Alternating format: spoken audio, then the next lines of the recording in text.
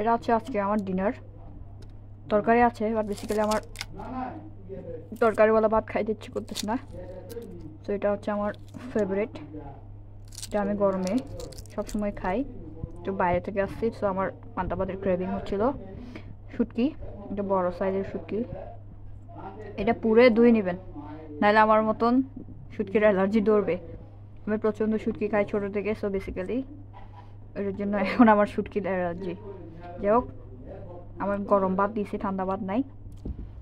এবার পেঁয়াজ ছুরি দিয়ে কাটতে হবে না, আপনি ওই চামচ দিয়ে কেটে নিলেই হবে। আর এভাবে এই যে পেঁয়াজের সঙ্গে মিশাই জোরে করে।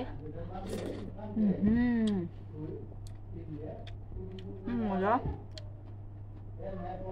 এত মজা।